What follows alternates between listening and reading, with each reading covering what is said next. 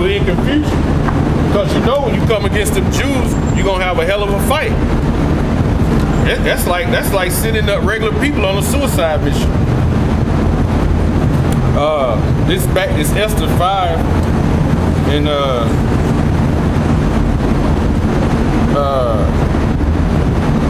I'll start at let me see, do I start at 9? Do I want to start at 9? How far does this go? I'll start at 9. Then when Haman went forth that day joyful and with a glad heart, but when Haman saw Mordecai in the king's gates, he stood not up nor moved for him. He was full of indignation against Mordecai. Like he didn't even move for him. Nevertheless, Haman refrained himself and went and came home and sat and called his friends and his wife and his Zeresh's wife. And Haman told them of the glory of his riches, right? Boasting of his riches. That's what Esau do. He boasts of all the riches he got. He proud, right? And the multitude of his children. The multitude of his children and all the things wherein the king had promoted him. And how he had advanced him above the princes and the servants of the king. Haman said, moreover, Esther the queen did let no man come in with the king unto the banquet that she had prepared by myself. And tomorrow am I invited unto her also with the king. Yet all this availeth me nothing so long as I see Mordecai the Jew sitting at the king's gate. See, he had that hatred for Mordecai, man. But Mordecai represents the elect. Like, he thought he was cool with Esther because Esther, the king, like Esther was an Israelite. But see, Esther didn't cause no problem because so he thought she was cool. Plus, her being female under the king, he thought, hey, the king got her in check. But see, it was all a plot. Esther was slick. See, Esther was about to put the whammy on him. It says, yet all this availeth me nothing, so long as I see Mordecai the Jew sitting at the king's gate. Then says Zeresh his wife and all his friends unto him, let all gallows be made of 50 cubits high. And tomorrow speak thou unto the king that Mordecai may be hanged thereon. Then go thou in merrily with the king unto the banquet. And the thing pleased Haman, and he caused the gallows to be made. So his wife sit back and say, hey, make the gallows for Mordecai. Y'all can hang him, right? Because she figured like the king would he already rolled with him and letting him make the decrees to kill the Jews. He was going to let him hang them in the gallows. But see, Yahweh in verse chapter 9, the subtitle is the Jews destroy their enemies. Yahweh had a plan because, hey, they represented the elect. He wasn't going to let that destruction happen. Right? And this is going into when we had Purim instituted, what Purim was all about. Right? Because it was the destruction.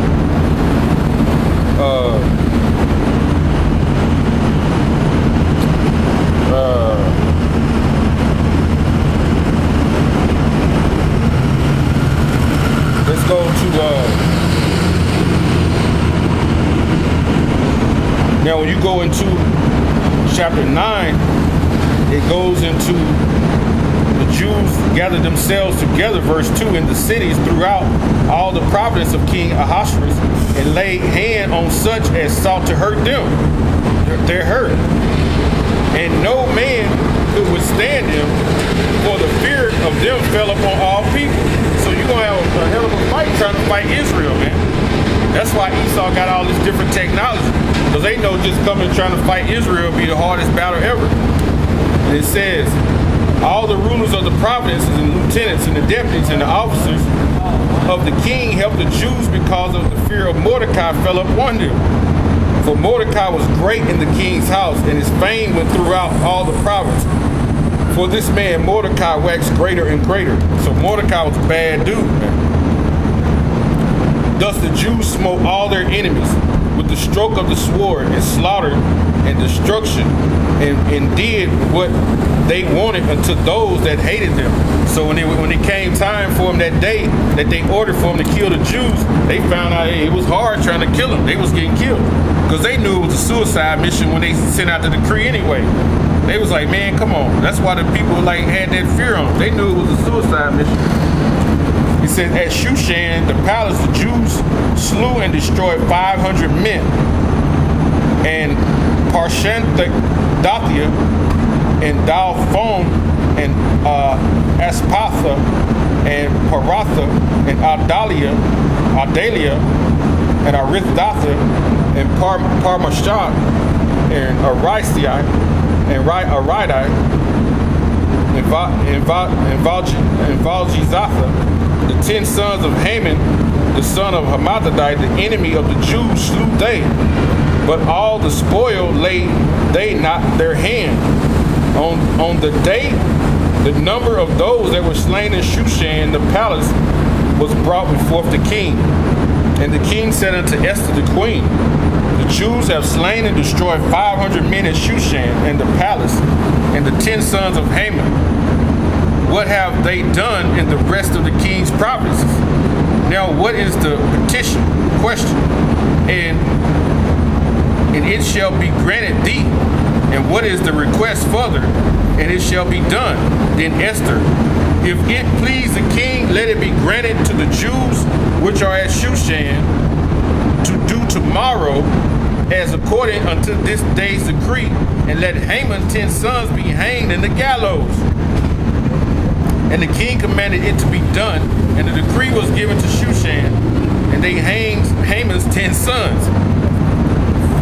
They hanged the son because he did what Esther said. He loved Esther, man. You know, that Israelite thing was good to him. He gave her, hey, what you want? She was like, hey, hang them sons, and it happened, man. You know, and it happened. And it says, for the Jews that were at Shushan gathered themselves together on the 14th day, also in the month of Adar, and slew 300 men at Shushan. But on the prey, they laid not hands, so they didn't take none of their stuff, man. They just killed the people, right? It says, but the other Jews that were in the king's province gathered themselves together and stood for their lives, and had rest from their enemies, and slew of their foes 70 and 5,000. But they laid not their hand on the prey. So they didn't plunder none of their goods, man. You know? Not like the commandment was given back in the days of Moses and them, but they didn't kill everybody they're supposed to, and then they started taking goods, plunder and stuff. It says on the 13th day of the month of Adar, on the 14th day of the same rest day, and made a day of great feast and gladness. It says, but the Jews that were at Shushan assembled themselves on the 13th day thereof, on the 14th thereof, and on the 15th day the same rested, and made a day of feasting and gladness, right? So they feasted on this, the Lord actually helping them and putting his hand on them and giving them that salvation from their enemies, man. Because Haman then wanted to destroy all the Israelites. You know? That goes back to Psalm 83. Let their name be no more in remembrance. The tabernacles of Edom. You know? Tabernacles of Edom, man. And it says, verse 19, therefore the Jews of the village that dwelt in the unwalled towns made the 14th day of the month of Adar a day of gladness and feasting, and a good day of sending portions to one another, right? Sending portions through presents, right? Basically presents to one another. And it says, I'll skip down to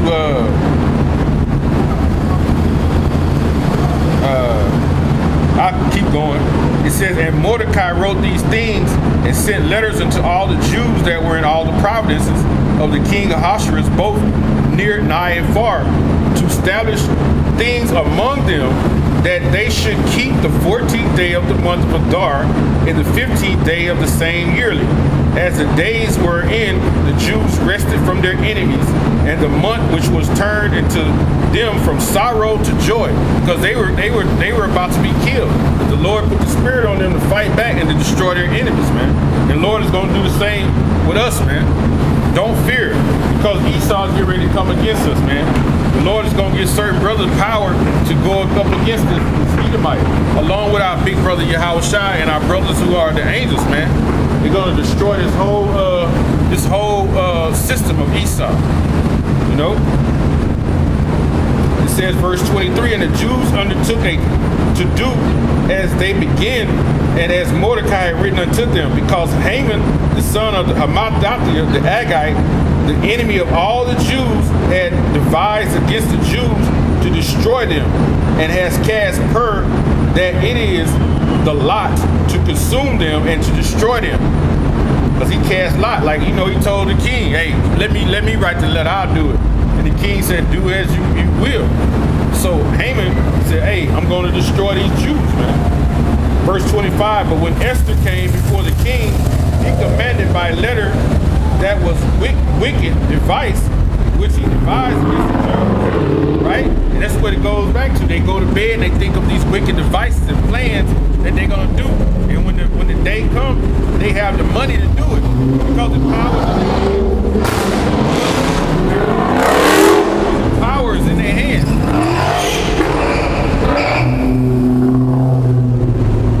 And the power was in their hands, because Haman bragged about the riches to his wife that the king had bestowed on him, so that he had that power with the money, because he was going to hire basically like missionaries to basically take out our people. He was going to hire hitmen, man. It says, but when Esther came before the king, he commanded by the letters that his wicked device, which was devised against the Jews, should return upon his own head, and that he and his son should be hanged in the gallows. Wherefore they call these days Purim, after the name of Pur, right? After the name of, meaning what? Lot. It says, therefore, for all the words of this letter and of that which they had seen concerning the matter which they had come unto them, the Jews ordained and took them upon them and upon their seed, upon all such as joined themselves unto them, so as it should not fail, that they would keep the 2 days according to the writings and according to their appointed time every year. So, that's why we keep that month of Purim, man. You know, we keep that month of Purim. You know, that's symbolizing how them Edomites, at the time of King Ahasuerus, they were going to destroy us, man. But the Lord put the spirit on us to fight back and to destroy them. And the king, what did he do? The Lord put the spirit on him, right? When he went to sleep, he put the instructions in his head to basically obey the order of his wife Esther, who was an Israelite, right? She looked out for her people. And she commanded that he be hanged in the gallows, he and his sons. And the king made it happen, man. That's how, because that was one of the occasions where they were trying to destroy us, man, and the Lord saved us, man. You know, he's our shield and our buckler, as the scripture said, man. He's the hope of our salvation, even until now. You know, he is the hope of our salvation in our coming days, here out of America. That's the only way we're going to get out of this place. That's the only way, that's the only way we have out. Because if it's not for the Lord, Yahweh Shem Yahushai coming back to destroy these Edomites, man, and raise up the elect on them ships, man, in 30 years, won't be no more Jakes, man. If the Lord let it win 30 years, won't be no more Israelites, man. They'll have us all fucked up. Or most of the Israelites will be bowing down to the commandments of the king so tough that they'll just forget about their customs, like they don't even know now. So call Halal Yahweh Shem Yahushai for his word and his promises, man. that he promised to destroy our enemies, man, put them up under our foot, and not to let our foot slip, and to give our hands to war, because it's gonna take all of us, but it only take one angel. So it's gonna be a beautiful thing, man, in that day when the Lord put this thing in motion. So the counsel of the Lord gonna stand, man. With that, man, call Allah Yahweh, by Hashem, Yahweh Shai, by Hashem, Rakah HaKodash, and double honors to the apostles, the elders of GMS who rule well. Peace and blessings to the hopeful elect. GMS Arkansas, man. Hey, hope this street lesson was edifying. You know, until the next time, I say, hey, Abba out of woman, man. Abba out of woman. Hey, I said Abba, right? This is a northern tribe. He's straight. You can tell he's straight gad from the old school. When I said the word Abba, he turned around and looked. So let you know, he's Israelite too. Abba out of woman. Abba out of woman. Shalom.